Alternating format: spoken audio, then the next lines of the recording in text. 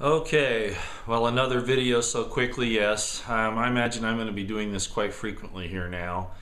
Uh, Roy Potter in front of a Christmas tree. I know that's really different. Hey, the spirit of the season is still worthwhile, even though it's based on a pagan holiday. The idea of being with friends and family and spending this time together. So, as far as that goes, I'm in. All right, so Merry Christmas to everybody. This, of course, is to family and friends. I try to do this every year. And I'll talk about a couple of things today, of course. I can't let that pass by. Despite my understanding of history, most of you, that my PhD is in history and that my area of emphasis was the first century. I still believe that there is a person who, for the sake of his family, not only his ancestors, but his descendants, did something special. And, if you look at any man who really loves his family, this tears me up a little bit. He's going to do the best that he can with what he has. So, sorry, I don't do this normally. I had a special relationship with this person, and so I know what I'm talking about. So we go through a lot of trials and tribulations, and hey, use it as your school. That's what he did, and that's what every good person does. Do good despite the evil that's done against you. Oh, protect yourself, sure, but I'm very fond of saying that this guy faced more contradictions in his life than any of the rest of us. I don't know if that's entirely true, but it's certainly true that he went through that. And he did so without compromising the true principles. Oh, he learned, of course, I'm sure. Pardon me for a minute. But,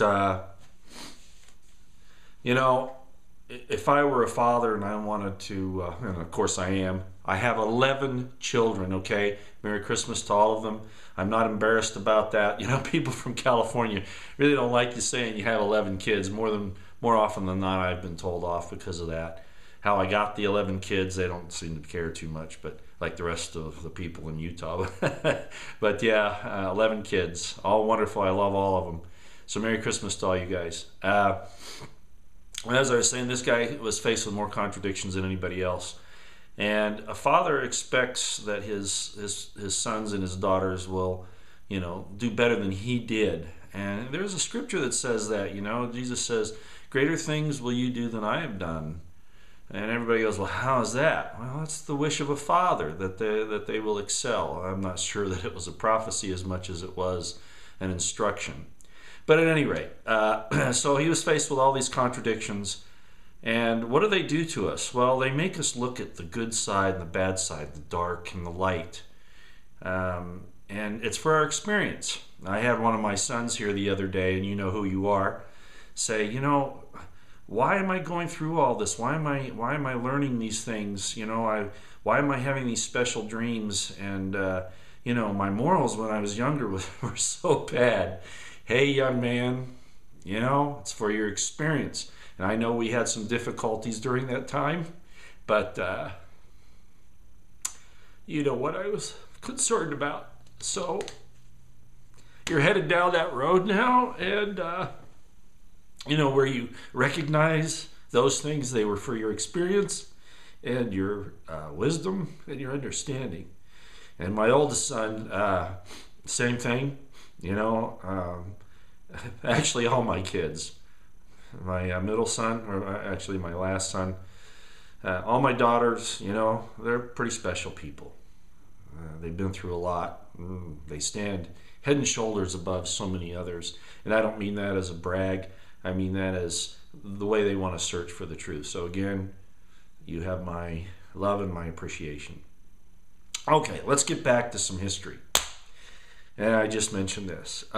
This guy Jesus, who was he? Well, you've seen my videos before. You know what I'm talking about here. Let me just say this real quick. A lot of people don't understand the world right now. I don't either, but I look at it from a slightly different perspective. You know, the throne of David still exists. It's right at the moment. People have usurped it that don't deserve it. They are actually from the house of Dracul, if you want to call it that way. They're from Eastern Europe. They are not Anglo-Saxons. They are not British. They are usurpers of the British throne, and they have no right to be there, but they have the power, sort of like, you know, whoever has the ring, you know, has the power. It's that kind of a thing. That story had, the Lord of the Rings had some truth to it. So these people are controlling this throne, and they are not who they say they are. But because of the circumstances that surround that, they are wielding power. Now let me point out a couple things here real quick. We fought a revolutionary war to obtain a Bill of Rights and a constitution that gave individual liberty to the individual, and a representative form of government that would protect us, not a democracy, but a Republican form of government, as I've said before, not the Republican Party. Okay. We did that for a number of reasons, and there's more to it than just the Boston Tea Party and the fact that they were coming for the guns in Lexington, of the British, I mean. There were a lot of things there, but there were also some hidden things going on in the past, which I'm not going to go into here, other than to say that there was always a good side to something and a bad side to something. And there was this Masonic tug of war in that period of time. Well, you know, look at this. The British didn't want us to separate then. The War of 1812, they tried to take us back again. If it wasn't for Andrew Jackson, they would have. And a lot of people don't understand the Civil War. I don't like Lincoln, okay? I think most of you know that Lincoln and I would have a real problem because he was not truly a constitutionalist, but I'm not going to get into that argument right now. What I will say is this: he was put in a very bad situation. The war wasn't about slavery. Sorry, guys, it wasn't. It was about commerce, the right to commerce, especially in the southern states. They were shipping their cotton to Britain, and the North didn't like it, and so they blockaded them. Now, I'm not foolish enough to think that that's the only score. Okay, there was something else going on, and the British are back in it again. The British intelligence at that time, the British monarchy and their apparatus, saw an opportunity to divide the states. In other words, to try to take back the colonies. That's the point, okay? So they pushed this, and I'm not saying that the Confederate States were wrong in their desire to have their freedom. That's not the issue here. That's for another day, and we can talk about that in detail. The point is that the British got involved, and they were hoping to take back the colonies again. So Lincoln had a tough choice there. I don't like the way he decided to do it. I wouldn't have done it that way. And I hold him accountable for the death and destruction that occurred because of that. If he had been honest about it, that would have been the way to go. But you know, truth is stranger than fiction, and politicians will lie when the truth would serve them better. That's always been the case. And I could take you through history and show you that. Okay, so that's the first thing. Hey, guess what? They didn't stop after the Civil War. It continued on. The British banking industry started the Federal Reserve Act of 1913 to take over our banking system. And worse than that, to subjugate our citizens. And that's not the end. Things continued on through, even to today. Okay? And we are now back under their control. And I won't go into that right here now, but if you look at all of my videos and all the things that I've talked about, you'll kind of see where that's coming from. The City of London is not even a British subject country, city. It's actually a separate country, a separate political entity, just like the Vatican is. Okay? So they answer to nobody, and this is really, really bad what's happening right now. Okay, so the point that I'm making there is that the people that are sitting on David's throne, which is by all accounts, the throne that Jesus should inherit, or his descendants. It's been usurped by those who call themselves Jews but are not. Okay, let's go onward. That's enough about that. I wanted to make one more issue here. You know, I always bring something more up about current situations, and I neglected to say something in my last video that's extremely important. Benghazi, Libya, had a big place in the news here a little bit ago, and most people still don't know what happened there. Our government lies to us again. They lie to you when the truth would serve them better, although they're masters at it. These guys have been doing this for so long, you can't trust a thing they do. We already know that Obama, of course, was not in a situation room when this thing went down. We also know that the military was ordered to stand down and not to come to the rescue of these people under some supposed thing. We don't dedicate troops to a situation we don't understand. That's hogwash. That's absolute hogwash for Panetta to say that. But regardless of that, the point is something was going on there, and this is what it was. Okay, the ambassador there actually found out what was going on. He objected to it, and what was occurring is, of course, the shipment of arms to Al-Qaeda representatives in Syria, Turkey actually at that point, and other places. They're in Libya, of course. They were in Libya. They're going to ship these things. These are surface-to-air, shoulder-held missiles.